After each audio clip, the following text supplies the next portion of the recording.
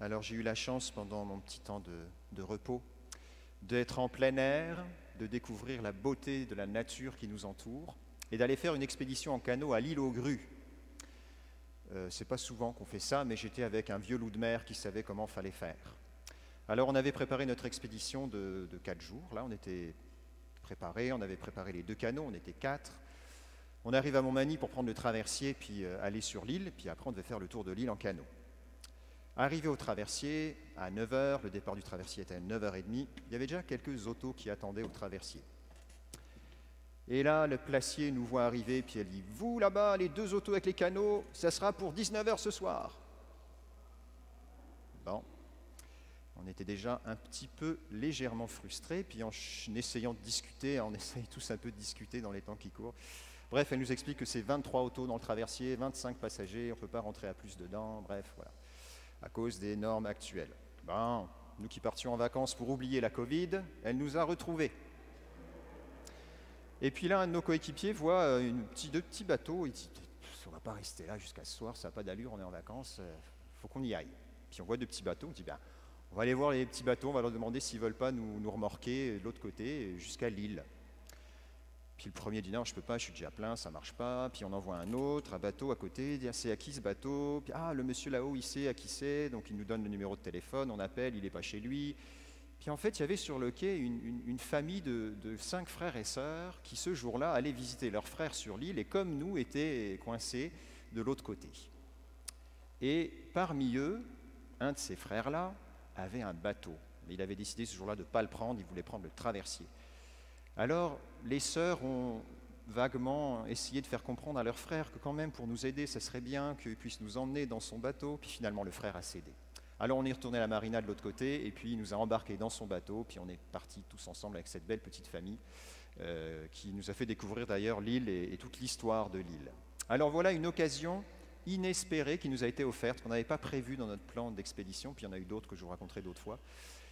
Une occasion inespérée. Notre plan de match était vraiment tombé à l'eau, et dans cette occasion inespérée, on a vécu quelque chose de beaucoup plus intense et profond, en fait, que le plan qu'on avait mis en place. Eh bien, le Seigneur, par des occasions inespérées, lui aussi, veut nous révéler son royaume. Lorsqu'on entend les paraboles qu'on vient d'entendre dans l'Évangile à l'instant, Jésus veut nous faire réaliser que le royaume des cieux, lui aussi, se découvre presque par hasard. Et c'est la parabole de ce travailleur de champ qui travaille. Elle est très courte, cette parabole, elle fait 3 phrases. Mais dans ces 3 phrases, on a un tas d'enseignements. Il travaille le champ, un champ qui n'est pas à lui. C'est donc un travailleur journalier, certainement pas très riche. Et par hasard, occasion inespérée, il tombe sur un trésor. Alors il cache le trésor. Et là, on ne sait pas trop comment, c'est quand même mystérieux. Il a suffisamment d'argent finalement pour acquérir un champ. Et il va acheter ce même champ. Jésus nous enseigne là que, de manière assez inattendue, nous pouvons, dans le labeur, la pénibilité du quotidien, dans des occasions qu'on ne prévoyait pas, faire des découvertes précieuses. Et le règne de Dieu se découvre de la même manière, dans les occasions que nous vivons, à des moments où nous ne nous y attendons pas, dans notre travail, dans la pénibilité parfois de notre vie de famille ou de notre vie professionnelle, où Dieu révèle son règne. Et on ne l'avait pas prévu.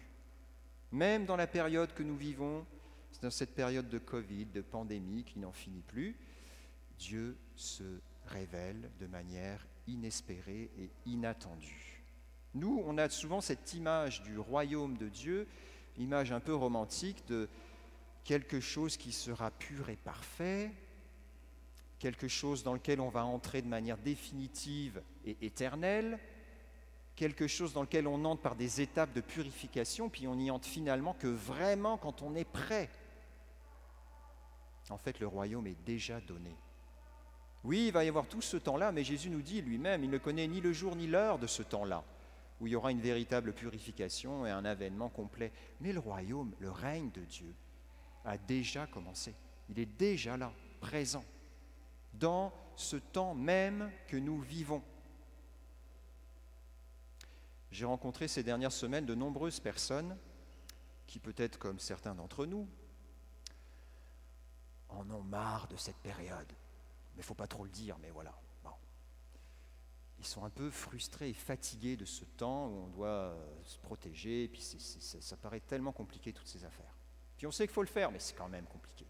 Puis on remarque quand on jase un petit peu que même la Covid est devenue le bouc émissaire de toutes nos frustrations.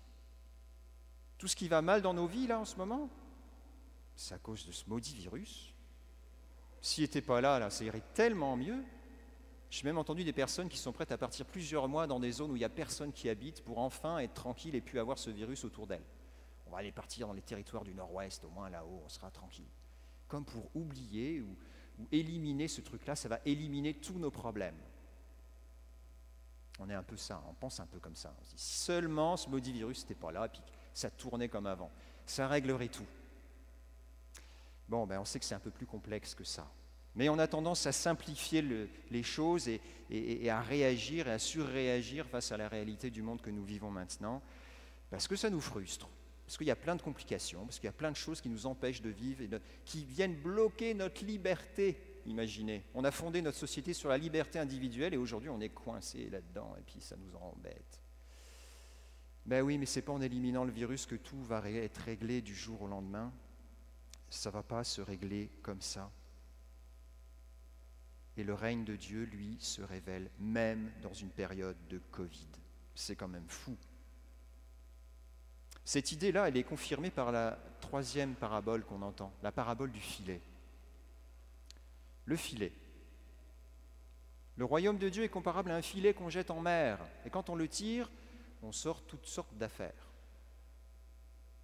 J'aimerais qu'on mette à l'image une image de ce que j'aurais espéré que l'on attrape. Enfin, en tout cas, on en a vu, on n'en a pas pêché. C'est un espadon. Il y a plein d'espadons qui naviguent au large de l'île aux Grues. Alors on les voyait sauter, plouc.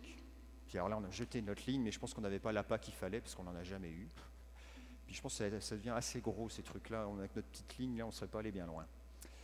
Bon, mais quand on jette notre filet, on tire tout type d'affaires, pas seulement des bonnes choses. Oui, il y a des bons poissons, mais il y a aussi des vieilles espadrilles, des barriques, des bouteilles. Bref, en mer, malheureusement, il y a plein de déchets aussi. Mais le royaume de Dieu, il est comme ça. Il est ce grand filet qui ramasse tout. C'est un filet. Il ne choisit pas de faire une pêche sélective où on va aller plonger dans le banc de poissons où on sait qu'il n'y a que du bon poisson. Le royaume de Dieu, c'est ce grand filet qui est jeté et dans lequel tout se fait attraper. C'est le monde dans lequel nous vivons. C'est même la réalité de notre cœur, qui n'est pas toute entière habitée par le règne de Dieu. Parfois, elle l'est plus qu'à d'autres moments. Puis à d'autres moments, on sent bien qu'on n'est pas habité par la présence du Seigneur. Il y a des déchets, il y a des vieilles espadrilles, des vieilles barriques, des vieilles bouteilles dans notre cœur aussi. Et là encore, on est loin de l'image romantique qu'on se fait du règne de Dieu fait pour les purs, les apôtres, ceux qui sont vraiment suivi la formation intégrale de 3 années pour devenir disciples de Jésus. Non, le règne de Dieu, il est fait pour tous. Et nous vivons au milieu de ce monde, fait de toutes sortes d'affaires. Le capitaine du bateau qui nous a envoyés, quand il a vu que j'avais un col romain, il m'avait dit « T'es-tu curé, toi ?» Je dis « Ben oui. » Puis là, il m'a raconté qu'il avait eu 5 femmes, et puis en fait, il était assez virulent contre l'Église. Bon, je ne suis pas aventuré dans la discussion, je sentais que c'était un terrain miné, puis j'avais surtout envie d'arriver de l'autre côté de l'île, donc je n'ai pas commencé à discuter.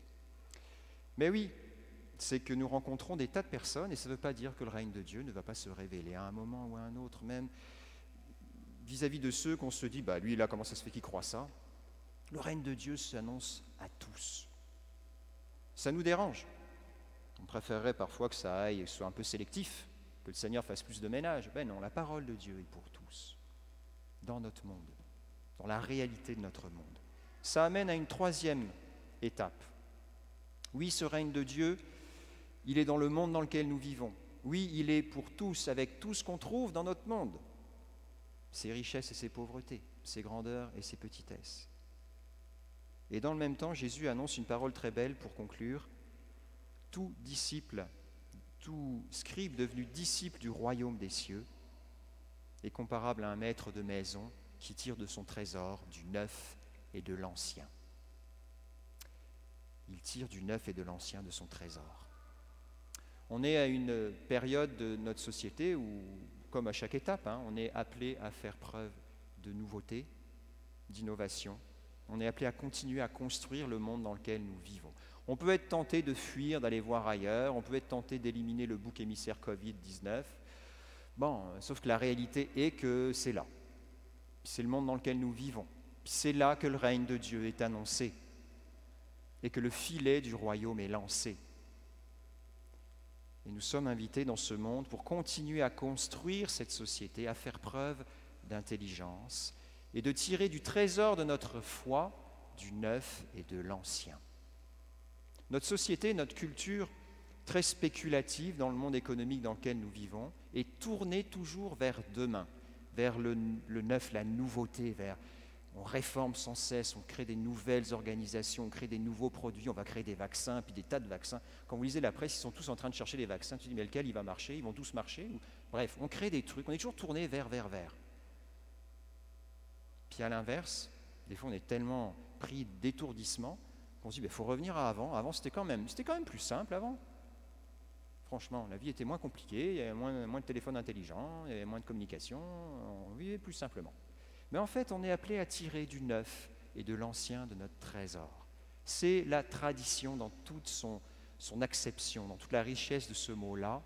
La tradition, c'est une actualisation de notre foi, de la parole de Dieu dans le monde dans lequel nous vivons. Oh, elle est ancienne, cette parole. Elle a 2000 ans, puis elle est riche de toute une culture qui l'a précédée. Mais elle est actuelle, on en tire du neuf. Elle peut nous aider à réformer ce qui dans notre monde ne tourne pas rond. Et dans le même temps, les valeurs qui y sont, elles sont bonnes. On tire du neuf et de l'ancien. Donc ni être tourné vers un excès vers demain, où c'est demain que tout ira mieux, ni être tourné vers le passé, où c'était vraiment avant, que c'était quand même bien. C'est aujourd'hui, dans le monde dans lequel nous vivons, que le Seigneur nous veut. Il nous donne tout ce dont nous avons besoin, puisque son règne est là. Seigneur, nous te demandons dans ce temps de vacances de nous aider à te remettre toutes nos frustrations que nous portons dans cette époque, tous nos désirs de changement, parfois justes, parfois mal ajustés, toutes ces tensions qui peuvent régner dans nos vies, nous voulons te les remettre, car nous savons que ton règne est là, au milieu de nous. Nous savons que ton règne est présent, que tu veux nous visiter, que tu veux aussi nous inviter à faire preuve d'innovation, tirer du neuf et de l'ancien, de ce trésor que tu nous donnes. Amen.